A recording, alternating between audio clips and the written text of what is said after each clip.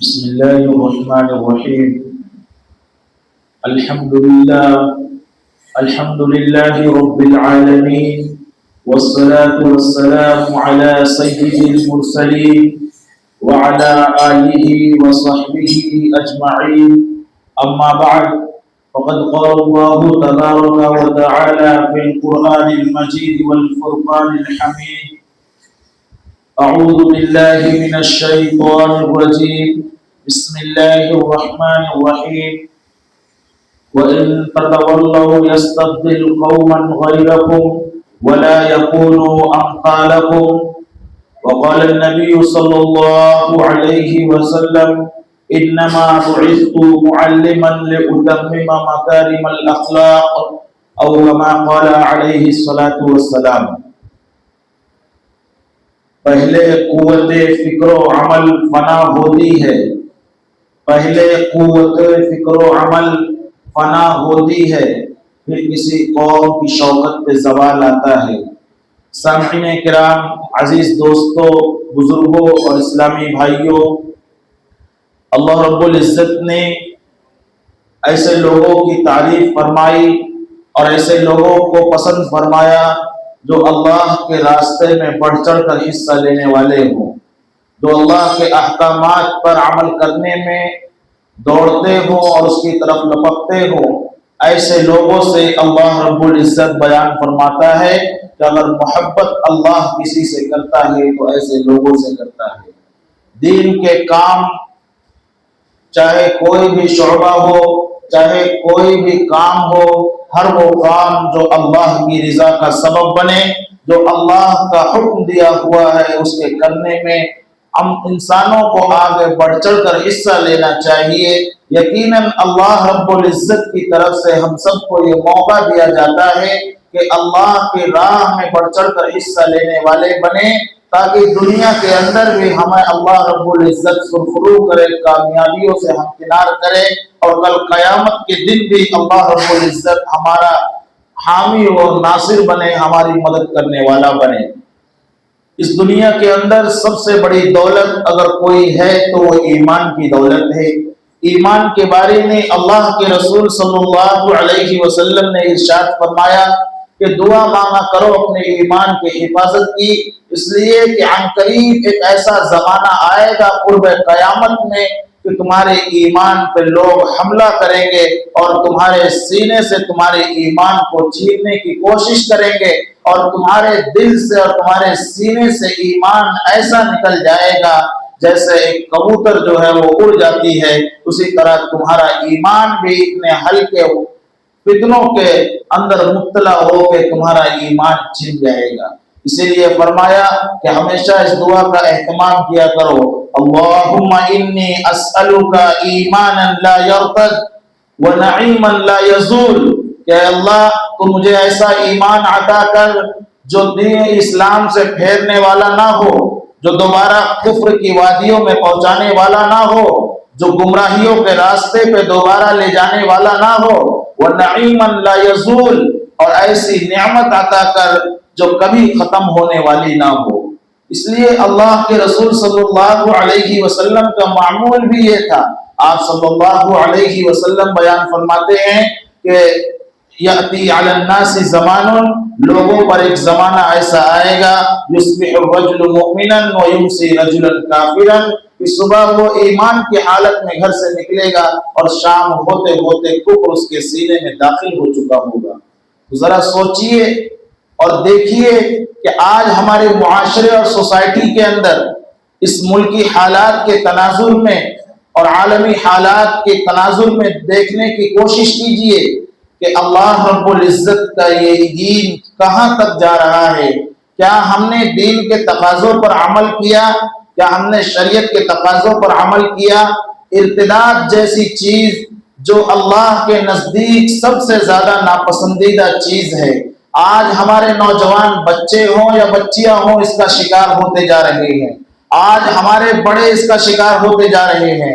ایک طرف عملی ارتداد ہے جس کے اندر مسلم بچیاں اس کا شکار ہو رہی ہیں، تو دوسری طرف ذہنی اور فکری ارتداد ہے کہ جو لوگ نوجوانوں کے ذہنوں کے ساتھ کھلواڑ کر رہے ہیں، دین کے اندر نئی نئی باتیں پیدا کر کے، دین کے متعلق شکوک و شبہات پیدا کر کے لوگوں کے ذہنوں کو اپنے طریقے پر استعمال کر رہے ہیں۔ دین اسلام سے نفرت، لوگوں کو اللہ سے دور کرنے کا سبب بنانے کی کوشش کر رہے ہیں۔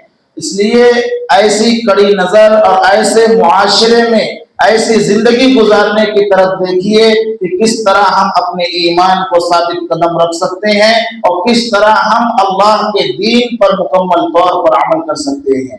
تاریخ کے تناظر میں آپ دیکھیں گے بلعم بن باعورہ، جس کے بارے میں قرآن کریم میں بیان فرمایا گیا کہ یہ بہت عابد اور عبادت گزار شخص تھا، بنی اسرائیل کا ایسا شخص کہ جس کی عبادت کی انتہا ہو چکی تھی۔ اس کے بارے میں بیان فرمایا کہ رات و دن اللہ کی عبادت میں لگا رہتا تھا، رات و دن ذکر و اذکار میں لگا رہتا تھا۔ ایک دن جو حضرت موسیٰ علیہ السلام کے دشمن تھے، انہوں نے بلعم بن باعورہ کے پاس آئے، کیونکہ ان کی قوم کا یہ شخص تھا۔ انہوں نے کہا کہ موسیٰ کے خلاف بد دعا کرو اور موسیٰ علیہ السلام کے بارے میں برا بھلا کہو۔ اس شخص نے اپنے قوم کے دباؤ میں آ کر موسیٰ علیہ السلام کے خلاف جیسے ہی بد دعا کرنا شروع کی، اللہ رب العزت نے اس کی زبان کو ٹیڑھا کر دیا۔ اللہ رب العزت نے اس سے بولنے کی، زبان چلانے کی صلاحیت کو چھین لیا اور اس کی حالت ایسی کر دی کہ جیسا ایک ہانپتا ہوا کتا ہوتا ہے، اس کی حالت ایسی ہو گئی۔ تو یہ دین اسلام سے پھرنے کی وجہ سے ہوا۔ ایسا نہیں کہ ارتداد اور دین اسلام سے پھرنا صرف اس زمانے کے اندر ہے، بلکہ ماضی کے اندر بھی یہ حالات پیش آ چکے ہیں۔ خود اللہ کے رسول صلی اللہ علیہ وسلم کے زمانے میں عقبہ بن ابی معیط، جنہوں نے اسلام قبول کر لیا، اللہ کے رسول صلی اللہ علیہ وسلم کو دعوت دی، اللہ کے رسول نے ان کو ایمان کی دعوت دی، ایمان قبول کیا۔ پھر اپنے پرانے دوست ابو جہل کے پاس گئے اور ابو جہل نے ان سے کہا کہ عقبہ، تم نے محمد کے دین کو قبول کر لیا اور اپنے دین کو، جو ہمارے آباء و اجداد کا دین سالوں سے چلا آ رہا تھا، تم نے اس دین کو چھوڑ دیا۔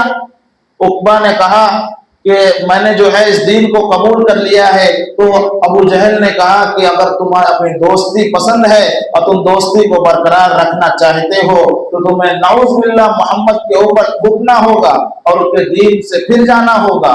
عقبہ بن ابی معیط اسلام لانے کے بعد پھر گیا۔ یہ اسلام سے پھرنا یقیناً بہت بڑی چیز ہے۔ اس کو ایسی نظر سے دیکھنا یہ بہت چھوٹی چیز ہے۔ یاد رکھیے، دنیا کے اندر اگر کوئی چیز سب سے بڑی دولت اور نعمت ہے تو وہ صرف اور صرف ایمان کی دولت اور نعمت ہے۔ ایمان نہیں تو کچھ بھی نہیں، ایمان ہے تو سب کچھ ہے۔ اس لیے ایمان کے بارے میں ہمیشہ فکر مند رہنا چاہیے کہ اللہ رب العزت ہمیں دین اسلام کے مطابق چلنے کی توفیق عطا فرمائے۔ اب ہم اپنے معاشرے اور سوسائٹی کے اندر دیکھیں، اپنے کاروبار کے لین دین میں دیکھیں، اپنے لوگوں میں جہاں ہم رہتے ہیں، جہاں ہم اٹھتے بیٹھتے ہیں، جہاں ہمارا چلنا پھرنا ہے، جہاں ہمارا آنا جانا ہے، وہاں دیکھیں۔ اور خاص کر کے اس ملک ہندوستان میں جو ایک جمہوری اور سیکولر ملک ہے، اس ملک کے اندر تمام مذہب کے ماننے والے لوگ پائے جاتے ہیں۔ ہر 40 قدم پہ لوگوں کی زبان اور لوگوں کا مذہب آپ کو بدلتے ہوئے ملے گا۔ ایسے ماحول میں رہتے ہوئے اپنے ایمان کی حفاظت کرنا ایک مسلمان کی اور خاص کر کے ایک ہندوستانی مسلمان کی اولین درجے کی ضرورت ہے۔ اگر اس نے اپنے ایمان کی حفاظت نہیں کی تو ایمان تو گیا، کل قیامت کے دن اللہ رب العزت کے یہاں پر اس کا جواب بھی دینا ہوگا۔ کہیں ایسا نہ ہو کہ ہم نے ایسا کوئی کام کر دیا ہو جس سے ہم دائرہ اسلام سے نکل گئے ہوں، کوئی عمل، کوئی زبان سے ایسے نکلے ہوئے کلمات جو اسلام کے خلاف ہو اور ہمارا ایمان سلب ہو چکا ہو۔ اس کے بارے میں فکر مند رہنا چاہیے۔ ہمارے بعض احباب ایسے ہیں جو محفلوں میں بیٹھے رہتے ہیں اور زبان سے ایسے کلمات نکال دیتے ہیں جس سے وہ ایمان سے خارج ہو جاتے ہیں، لیکن انہیں احساس تک نہیں ہوتا ہے۔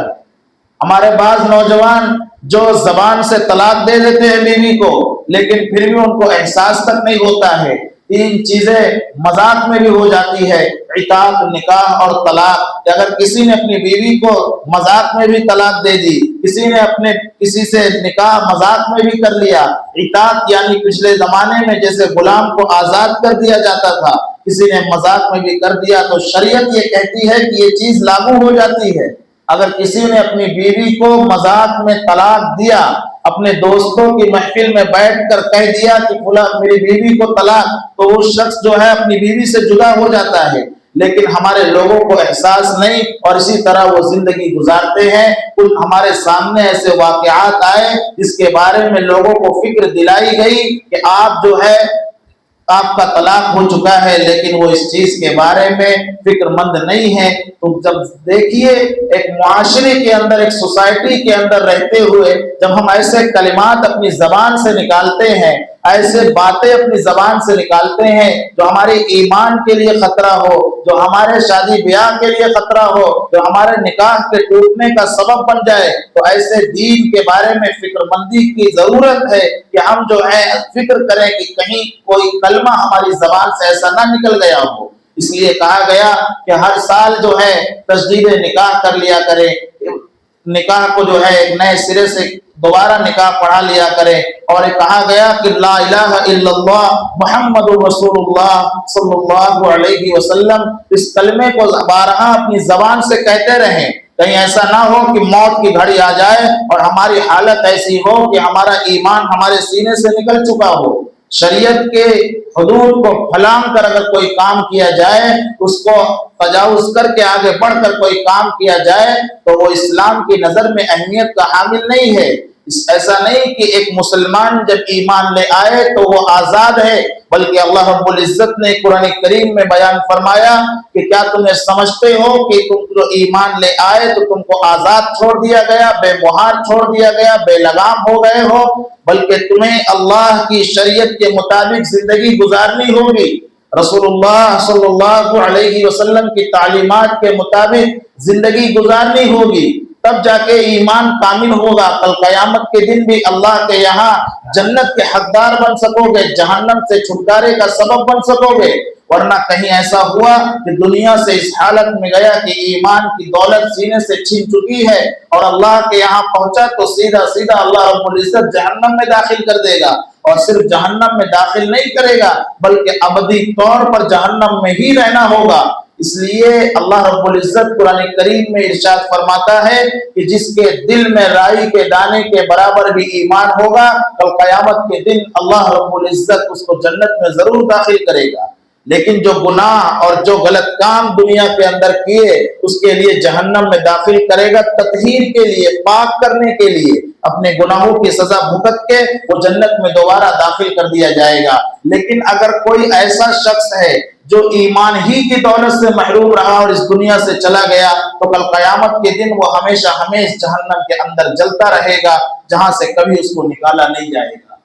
اس لیے خدائی قانون کے مطابق، اسلامی قوانین اور ضوابط کے مطابق اپنے اوپر شریعت کو لاگو کرنے کی کوشش کیجئے، شریعت پر عمل کرنے کی کوشش کیجئے۔ کہیں ایسا نہ ہو کہ ہمارا وہ کام جو ہم کر رہے ہیں اللہ کی ناراضگی کا سبب بنے، رسول اللہ صلی اللہ علیہ وسلم کی ناراضگی کا سبب بن جائے، اور ہم دنیا سے بھی ہاتھ دھو بیٹھے اور کل قیامت کے دن آخرت بھی ہم سے چھن جائے، آخرت کے اندر بھی اللہ رب العزت جنت سے ہمیں نکال دے اور اس کا حقدار ہم سب کو نہ بنائے۔ آج ہمارے معاشرے اور سوسائٹی میں ہمارے ذہنوں کو، ہمارے نوجوان بچوں اور بچیوں کے ذہنوں کو جو دین اسلام سے پھیرنے کی کوشش کی جا رہی ہے، اس کی دو صورتیں علماء کرام نے بیان کی ہے۔ پہلی صورت یہ کہ پریکٹیکل طور پہ، یعنی عملی طور پہ یہ کیا جا رہا ہے، منصوبہ بند سازشوں کے ساتھ ہمارے بچیوں کے ذہنوں کے ساتھ کھلواڑ کیا جا رہا ہے، ہمارے بچوں کے ذہنوں کے ساتھ کھلواڑ کیا جا رہا ہے۔ خاص کر کے وہ نوجوان جو کالج اور یونیورسٹی کے اندر پڑھتے ہیں، جو مال اور دیگر کمپنیوں کے اندر جاب کرتے ہیں، جن کا لین دین اور جن کی بات چیت، جن کا اٹھنا بیٹھنا غیر مسلم بھائیوں کے ساتھ ہے، ان لوگوں کے ساتھ جب اٹھتے بیٹھتے ہیں تو ان کے ذہن میں ایسی باتیں اسلام کے مطابق ان کے سامنے کی جاتی ہے جس سے وہ اسلام سے نفرت کرنے لگ جائیں، ان کے اسلام کے بارے میں شکوک و شبہات میں پڑ جائے، اسلام کے متعلق ان کا ذہن اس بات کو گوارا نہ کرے کہ اللہ کیا واقعی ایک ہے۔ بعض ایسے نوجوان جن سے ہم نے بات کی، جو ہمارے سامنے آئے، جنہوں نے اللہ کی وحدانیت کا انکار کر دیا، रसूलुल्लाह सल्लल्लाहु अलैहि वसल्लम की खत्म नबूवत यानी आखिरी नबी होने का इनकार कर दिया। उन लोगों ने यहाँ तक कहा कि क्या हजरत अबू बकर सिद्दीक और उमर फारूक और उस्मान गनी और अली रज़ियल्लाहु अलैहिम अजमईन, ये तमाम सहाबा जो हैं, क्या अल्लाह रब्बुल इज्जत के बरहक सहाबा हैं? क्या ये लोग जो है इस्लाम के ऊपर साबित कदम थे? क्या इनका ईमान सही सालिम था? जरा सोचिए कि इसके पीछे कौन से फैक्टर्स और कौन से अवामिल हैं जो इसके हमारे नौजवानों के जहनों के साथ खिलवाड़ करना चाह रहे हैं। याद रखिए, दुनिया को अगर किसी चीज से नफरत है तो वो सिर्फ और सिर्फ इस्लाम के फलने फूलने से है, ईमान के फलने फूलने से है, वरना उसे किसी से यह मतलब नहीं है कि उनके घरों के अंदर कुरान कितना पढ़ा जा रहा है, उनके घरों के अंदर मोहब्बत और नफरत कितनी है, उनके खानदान, मुआशरे और सोसाइटी के अंदर गैरत और हमीयत कितनी है। उनको इस चीज से कोई मतलब नहीं है। मतलब सिर्फ है तो ये कि इस्लाम को किस तरह दबाया जाए। लेकिन अल्लाह रब्बुल इज्जत ने भी कुरान करीम में बयान फरमा दिया है, और कुरान का कानून और दस्तूर होकर रहेगा। जो बयान फरमा दिया, कल क़यामत की सुबह तक वो अल्लाह रब्बुल इज्जत इस दुनिया के अंदर उसका मुज़ाहरा और मुशाहदा करके दिखलाएगा। अल्लाह रब्बुल इज्जत ने बयान फरमाया कि अगर लोग इस्लाम को मुंह से फूंक कर बुझाना चाहेंगे फिर भी इस्लाम बुझने वाला नहीं है। वल्लाहु मुतिम्मु नूरिही, अल्लाह रब्बुल इज्जत अपने नूर को तकमील तक पहुंचाएगा, मुकम्मल करके रहेगा। दुनिया के अंदर हर बसने वाला घर, हर रहने वाला बाशिंदा, हर वो इंसान जिसके दिल के अंदर जिसके जिस्म के अंदर दिल धड़कता है, वो दायरा इस्लाम के अंदर दाखिल होकर रहेगा। ला इलाहा इल्लल्लाह मुहम्मदुर रसूलुल्लाह कलमे की आगोश में आकर रहेगा। अगर कोई हुक्म चलेगा तो सिर्फ और सिर्फ अल्लाह का, अगर कोई बात होगी तो सिर्फ और सिर्फ अल्लाह की, अगर कोई काम होगा तो सिर्फ और सिर्फ शरीयत के मुताबिक, अगर कोई काम होगा तो रसूलुल्लाह सल्लल्लाहु अलैहि वसल्लम की तालीमात के मुताबिक। अल्लाह रब्बुल इज्जत ने इस दुनिया को बनाया है। हम देखें, सोचें, आज दुनिया एक ग्लोबल विलेज बनी हुई है, समाजी दुनिया बनी हुई है। हम देखने की कोशिश करें, पहले जमाने में लोगों से राब्ते और कनेक्शन जो होते थे वो बहुत फासलों के तहत होते थे, बहुत टाइम लग जाया करता था, महीनों महीने गुजर जाया करता था। लेकिन आज अगर कोई शख्स अमेरिका के अंदर बैठा है तो वो इंडिया के शख्स से वीडियो कॉल के जरिए बात कर सकता है। तो सोचिए कि जो दीन के जराए थे, जो दीन को फैलाने के असबाब थे, पहले जमाने में कम हुआ करते थे तो फितने भी कम हुआ करते थे। आज जो है दीन के जराए और लोगों से कनेक्टिविटी और लोगों से जुड़ने और लोगों के दरमियान जो कम्युनिकेशन और जो ताल्लुक पैदा होता है वो कितने जराए पैदा हो चुके हैं। दुनिया की नई टेक्नोलॉजी ने क्या क्या तरीके हमारे सामने ला के रख दिए हैं। तो सिर्फ दुनिया की रंगीनियों में, सोशल मीडिया के इस दौर में, इस पुरआशोक और पुरफितन दौर में ऐसा ना हो कि सिर्फ और सिर्फ हम दुनिया कमाने के अंदर लग जाए, दुनिया की रंगीनियों में सिर्फ मजा लेने के लिए आगे बढ़ जाए, बल्कि ऐसे प्लेटफॉर्म का इस्तेमाल करके हम दीन के दाई बने, इस्लाम की दावत को दुनिया के अंदर फैलाने वाले बने। हमारा हर अमल, हमारे हर अमल से ये बात झलके कि ये इस्लाम का मानने वाला है, ये इस्लाम के मुताबिक अपना कारोबार करने वाला है, इस्लाम के मुताबिक अपनी जिंदगी गुजारने वाला है। आज जब मुआशरे और सोसाइटी के अंदर हमारा नौजवान जो 10-15 साल का, 20 साल का सोसाइटी, कॉलेज और यूनिवर्सिटी के अंदर पढ़ता है, जब वो चलता है तो लोग देखकर हैरत में आते हैं कि इस्लाम तो ये कहता है और इनका नौजवान ये काम कर रहा है। जरा सोचिए, ये सोचने का मकाम है। आज गौर करें कि हमारे परदादा और हमारे जो आबाओ अजदाद थे वो इस दुनिया से चले गए, लेकिन हमें एक ऐसी नेमत देकर गए, एक ऐसा दीन, एक ऐसा मजहब देकर गए जो कल कयामत के दिन तक जो है अबदी रहेगा और अल्लाह के नजदीक पसंदीदा रहेगा। इस दीन की हिफाजत के लिए, अपनी नई नस्ल की, अपनी नई जनरेशन की ईमान की हिफाजत के लिए आगे बढ़ें, ऐसे काम करें जिससे उनके ईमान को तहफ़्फ़ुज़ फराहम किया जा सके। अल्लाह रब्बुल इज्जत ने कुरान करीम में बयान फरमाया, लोगों दुनिया के अंदर जिंदगी ऐसी गुजारो कि अगर तुम्हें कोई जिंदगी के अंदर कुर्बानी देनी पड़े तो कुर्बानी को इख्तियार करो। आज हमारे लोग कुर्बानी देने से भागते हैं। दीन के काम में सब्र करना होता है, दीन के काम में कुर्बानी पेश करना होती है। कुर्बानी सिर्फ ये नहीं कि माल और दौलत की कुर्बानी हो, बल्कि अपने नफ्स की कुर्बानी भी देनी पड़ती है। नफ्स ये कहता है कि फुला ये मकान है, 20 लाख रुपए में हमको खरीदना है, पैसा नहीं है लेकिन लोन लेके खरीद सकते हैं। لیکن شریعت کہتی ہے کہ لون کی گنجائش اسلام کے اندر نہیں ہے. نفس کہتا ہے کہ لو، لیکن دین کہتا ہے کہ لینا جائز نہیں ہے. جب نفس کے مطابق نفس کو دبا کر دین پہ عمل کیا جائے گا تب ایمان کامل ہوگا، ایمان کی لذت محسوس ہوگی. اگر ہم نے آج دیکھیں اللہ کے رسول صلی اللہ علیہ وسلم نے ارشاد فرمایا لا یؤمن احدکم، تم میں سے کوئی شخص اس وقت تک ایمان والا نہیں ہو سکتا ہے حتی یکون تبعہ لما جئت بہ، جب تک اس کے نفسانی خواہشات میری لائی ہوئی شریعت کے مطابق تابع نہ ہو جائے، اس کے نیچے نہ ہو جائے، تابع نہ ہو جائے. شریعت کو اصل، اسلام کو اصل رکھا جائے، نفس کو نیچے رکھا جائے، تابع بنا کے رکھا جائے. لیکن آج الٹا معاشرہ ہے، ہم نے نفسانی خواہشات کو اوپر رکھا، اسلام کو نیچے رکھا. آج ہم ہر چیز کے اندر گنجائش کی کوشش کرتے ہیں کہ کوئی گنجائش نکل آئے جس سے ہماری نفسانی خواہشات کا یہ کام پورا ہو جائے. یاد رکھیے آج دنیا کے اندر تو اپنی نفسانی خواہشات کے مطابق آپ کسی چیز کو بدل سکتے ہیں، لیکن کل قیامت کے دن اس کا جواب اللہ رب العزت کے یہاں پہ دینا ہوگا. اللہ کا نظام یہ نہیں کہتا کہ لوگوں دنیا کے اندر تم غربت کی زندگی گزارو.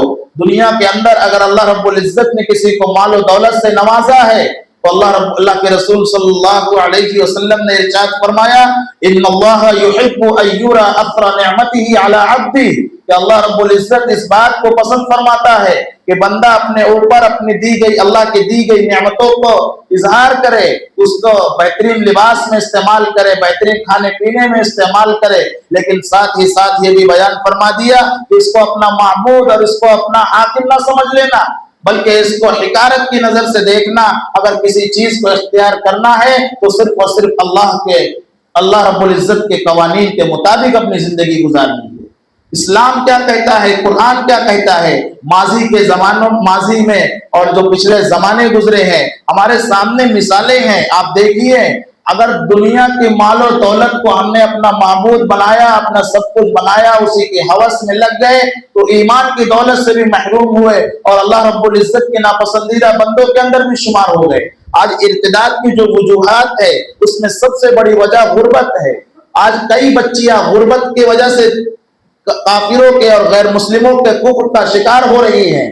آج ارتداد کی جو وجہ ہے وہ بے تحاشا مسلمانوں کا شادی بیاہ میں خرچ کرنا ہے، جس سے مسلم بچیوں کی شادی نہیں ہو پا رہی ہے. غریب بچیاں گھروں کے اندر بیٹھی اپنی زندگیاں گزار رہی ہے.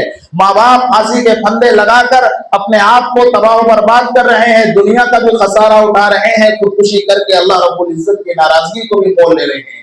اس کے اندر ہمارے بھی وجوہات ہیں، ہمارے بھی کیے گئے کام ہیں جس کی وجہ سے وہ لوگ جو ہے یہ کام کر رہے ہیں. ایسا نہیں کہ آپ کا پڑوسی اور آپ کے محلے میں رہنے والا اگر کوئی غلط کر جاتا ہے تو، بلکہ اللہ کے رسول صلی اللہ علیہ وسلم نے ارشاد فرمایا اجتماعیت والی زندگی گزارو، ایک دوسرے کے ساتھ مل جل کر رہنے والی، ایک دوسرے کو ضرورت آنے پر ان کی مدد کرنے والے، بڑھ چڑھ کر حصہ لینے والے، ایسی زندگی گزارو. اگر ہمارا پڑوسی کسی غیر مسلم کی بچی غیر مسلموں کے ساتھ جا رہی ہے، صرف ان سے سوال نہیں ہوگا، ہم سے بھی کل قیامت کے دن سوال کیا جائے گا. آج ہم کسی پوسٹ پر بیٹھ گئے، کسی مسجد کے صدر بن گئے، کسی محلے کے MLA بن گئے، کسی کارپوریٹر بن گئے اور جو ہے لوگوں پہ بس جو ہے ان کو اوپر اپنے حکم جاری کرنا شروع کر دیے اور ان کو صرف جو ہے اپنے مطابق بولنا شروع کر دیے کہ ایسا کام کرو، یہ کرو، فلاں کام کرو. یاد رکھو اس کے بارے میں بھی سوال ہوگا کہ تم کو مسجد کا ذمہ دار بنایا گیا تھا، تم نے مسجد کے بارے میں کیا فکر کی؟ تم کو محلے کا ذمہ دار بنایا گیا تھا، تم نے محلے والوں کے لیے کیا کیا؟ تم کو ایک MLA اور ایک کارپوریٹر کی سیٹ پر بٹھایا گیا تھا، تم نے جو ہے لوگوں کے بارے میں کیا کیا؟ صرف یہ نہیں اسلام کہتا کہ اپنے بچوں کو دیکھو، اپنے گھر والوں کو دیکھو. اسلام یہ کہتا ہے کہ اگر خود دیکھ رہے ہو تو اپنے پڑوسی کو بھی دیکھو. اگر تم اپنے گھر میں کوئی کھانا بنا رہے ہو تو اگر تم استطاعت رکھتے ہو کہ اپنے پڑوسیوں کو بھی دے دو تو بناؤ، ورنہ جو ہے ایسے طریقے سے بناؤ کہ اس کی خوشبو بھی پڑوسیوں کے پاس نہ جائے. یہ اسلام کا نمونہ ہے، یہ اسلام کا عمل ہے. اسلام ایسا نہیں کہ صرف لا الہ الا اللہ محمد رسول اللہ کلمہ پڑھ لینے سے اسلام کا کام ہو جاتا ہے، بلکہ جب ایک بندہ، ایک مسلمان، ایک انسان جب لا الہ الا اللہ محمد رسول اللہ کلمہ پڑھ لے، زبان سے اقرار کر لے، دل سے تصدیق کر لے اور اپنے عمل کے ذریعے کسی چیز پر وہ عمل، کسی رکن پر اسلام کے عمل کرنے لگے تو پھر اس کے اوپر شریعت کے حدود لاگو ہو جاتی ہے، شریعت کے تقاضے اس کے اوپر لاگو ہو جاتے ہیں۔ اللہ رب العزت کہتا ہے افتؤمنون ببعض الکتاب وتکفرون ببعض، کیا تم سمجھتے ہو کہ ایمان کے اوپر بعض، شریعت کے بعض چیزوں کے اوپر ایمان لے آؤ اور بعض چیزوں کو چھوڑ دو؟ یاد رکھو اگر کوئی ایسا شخص ہے تو کل قیامت کی دنیا کے اندر بھی وہ رسوائی اس کے لیے ہے، وَيَوْمَ الْقِيَامَةِ يُرَدُّونَ إِلَىٰ أَشَدِّ الْعَذَابِ، اور قیامت کے دن بھی سخت ترین عذاب کی طرف گھسیٹے جائیں گے۔ اس لیے آج ہمارے معاشرے کے اندر جہاں ایک طرف عملی ارتداد ہے وہیں دوسری طرف ذہنی اور فکری ارتداد بھی ہے۔ ہمارے مسلم بچیاں اگر غیروں کے تسلط میں جا رہی ہے تو ہمارے نوجوان بھی سوشل میڈیا کے ذریعے وہ شکوک و شبہات ذہن میں پیدا کر کے وہ لوگوں کے شکار ہوتے جا رہے ہیں، کبھی شکیلیت کا شکار ہو رہے ہیں، کبھی قادیانیت کا شکار ہو رہے ہیں۔ آج ہم خود اپنے ذہن کا استعمال کریں۔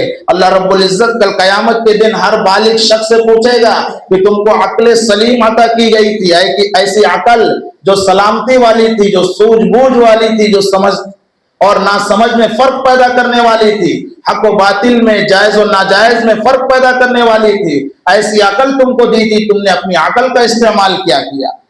اللہ رب العزت نے ہم کو انسان پیدا کیا، انسان کے ساتھ ساتھ ایمان کی دولت سے نوازا، تو ہماری ذمہ داری ہے کہ ہم اللہ کے قوانین کے مطابق زندگی گزاریں، ہم اللہ کے وحدانیت کا بھی اقرار کریں، اس کی دعوت بھی لوگوں کو دیں، رسول اللہ صلی اللہ علیہ وسلم کی رسالت کا بھی اقرار کریں، اس کی دعوت بھی لوگوں کو دیں، آپ کے آخری نبی ہونے کی دعوت بھی لوگوں کو دیں۔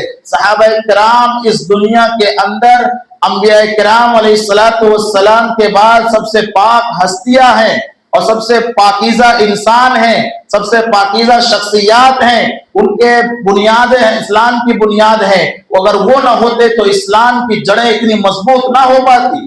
اللہ رب العزت نے ایسے ہی نہیں کسی کو صحابیت کا مقام دے دیا، بلکہ اللہ رب العزت نے چن چن کے لوگوں کو اللہ کے رسول صلی اللہ علیہ وسلم کے در پر لا کے جمع کیا ہے، تب جا کے انہوں نے اسلام کا ایک عملی مظاہرہ اور ایک پریکٹیکل طور پہ، تھیوریکل طور پہ، نظریاتی طور پہ ہر ایک طریقے سے اسلام کو پیش کیا ہے۔